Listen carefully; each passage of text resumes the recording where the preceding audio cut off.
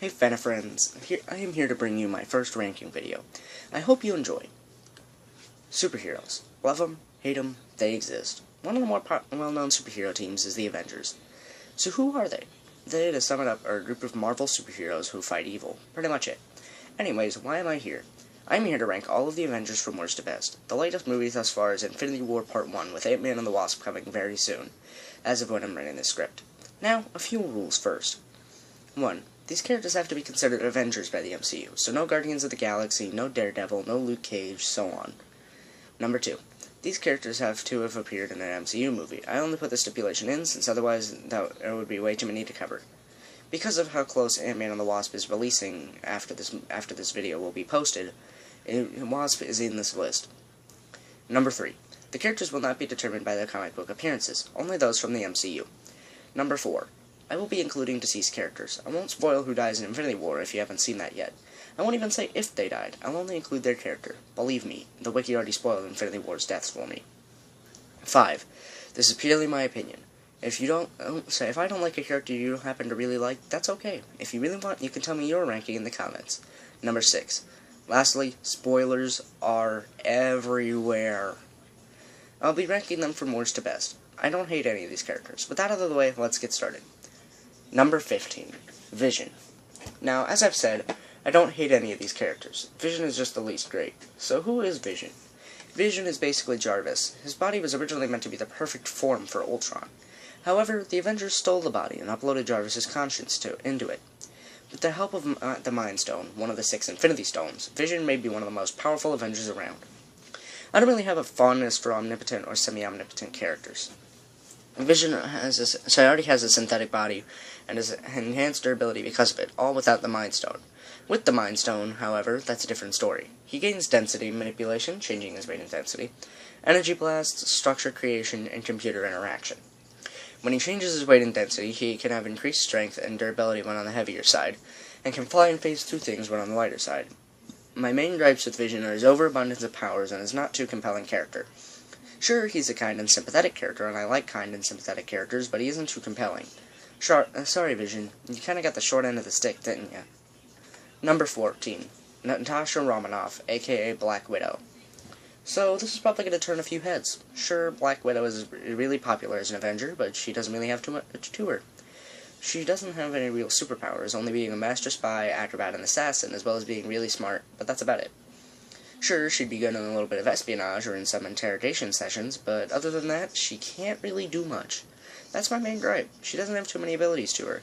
Man, this entry is a lot shorter than Vision's. Weird. Maybe I just had more to say about it. Number 13. Steve Rogers, aka Captain America. Another popular Avenger. Ooh boy. I like the concept of a shield-wielding superhero, but I wish they did more with it for Cap. I mean, he is a super soldier from World War II, but he's in the modern, maybe futuristic age of the MCU. Give him some force fields, or give him a mechanical gauntlet with the shield, or something. Spice him up a bit. He's just strong, accurate, athletic, and durable for the most part. He's just a strong leader archetype, so he's not really able to be sympathized with. My main complaint is that he's admittedly kinda bland. Sorry, Cap, you're cool, but not as cool as the rest. Number 12. Thor. Again with the controversial opinions. Oh well, this is my list after all. Thor is the Norse god of thunder, which they actually got right. Points of the Marvel crew for not only doing their research, but also incorporating literal gods into their stories. Sure, it's only Norse mythology, but whatever. Thor is kind of a level-headed character, which I like.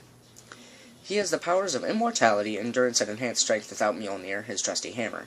With Mjolnir, Thor is granted the powers of electrokinesis, flight, and is able to call and throw Mjolnir at will. Now, I did say I don't like semi-omnipotent characters. However, Thor rises above Vision, since he has roots in mythology, and half of his powers aren't automatically there. Good job, Thor. You almost got to the top 10. By this point, I don't know much about the personalities of a lot of the remaining characters, so I'll do the best I can. Number 11. James Rhodes, aka War Machine. Okay, this one makes a bit more sense to be on the lower third of the list. War Machine is basically Iron Man, but with far less suits and no Hulkbuster. Even without as many suits, War Machine still has some weapons to call his own. For one, he has a shoulder-mounted rocket launcher, a miniature Stark sonic cannon, and a stun staff. None of these weapons, as far as I know, are used by Tony. So he is a bit unique, but other than that, Tony and Rhodey's suits are nearly identical. That's why he's so low. It almost seems like they wanted a second Iron Man, even though they already had Pepper, who had the rescue armor in the comics. Man, now that I think of it, what if she died in Infinity War alongside a lot of other people? What if she didn't, and she became part of the Avengers, helping them out against Thanos? That would be sweet. Either way, I'm getting kind of sidetracked. On to the next entry. Number 10, Bruce Banner, aka the Hulk. Okay, I foresee a lot of backlash for this one. Hulk is not a bad character by any means. None of the Avengers are. Heck, Hulk lands almost smack dab in the middle. I like the concept of an alter ego that isn't just a costume change. He literally transforms between Banner and Hulk. I find that pretty interesting. And either way, in his base Bruce Banner form, he is incredibly intelligent and not much else. However, when he transforms into Hulk, everything is flipped on its head. He loses most of his intellect in pure rage, getting increased speed, strength, stamina, endurance, jump height, and also gets radiation resistance. Cool. Hulk is a nice balance of brains and brawn all around. This balance is what gives him a boost in the ranks. Number 9. Peter Parker, aka SpiderMan. Controversial opinion alert. I don't really like Spider-Man as much as everyone else does. He's cool. I still can say I still like him, but I don't like him as much as everybody else. He has some of the most innovative power sets in all the MCU, which gives him some points, but he's really overused. He hogs the spotlight in everything he's in. Heck, as soon as the Spider-Man got movies in the MCU, he started appearing everywhere. He's kind of the poster boy for Marvel. He's appeared in Captain America Civil War, Spider-Man Homecoming, Avengers Infinity War, and Spider-Man Homecoming 2 next year, alongside Avengers Infinity War Part 2 that same year. He's everywhere, but that's what drops him down a few notches. He's overused, and I'm kind of burnt out about him. If he wasn't so abundant and pervasive, I probably would like him a lot more. Number 8. Sam Wilson, aka Falcon. Okay, halfway there. Who's next? Falcon. Even though his only real power, if you can call it that, is his jetpack, he can still do a lot with it. Not only can he fly, but the wings have guided missiles in them, with destinations determined by Falcon's drone Red Wing. His visor also gives him enhanced vision, not to mention all the weapons he's hiding. Guns, knives, more guns, machine guns, and more rocket launchers. He's very versatile weapon-wise. He's also a master tactician. You see why I like him enough to get him up here? Number 7. Wanda Maximoff, aka Scarlet Witch. The first of the Maximoff twins I'll cover. Scarlet Witch is pretty interesting. Basically, her shtick is that she can use certain magical abilities which usually grow red. She's a magic user with red magic. Scarlet Witch. See how that comes together? Anyways, her powers mainly revolve around those associated with the mind. Mainly energy manipulation, which in turn gives her force fields telekinesis, which in turn gives levitation, and telepathy, which in turn gives her the ability to manipulate the actions and fears of others. Powerful, but not too powerful. That's why she gets so high.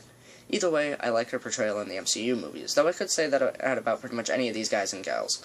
I really like the concept of the powers of the mind, which may be why I like characters like Scarlet Witch here and other characters like Raz from Psychonauts. Darn it, I'm rambling again. Now on to the next entry. Number 6, Hank Pym, aka Ant-Man. Okay, one of the more newly added Avengers to the MCU in the last few years, alongside Vision, the Maximoff twins, and Wasp.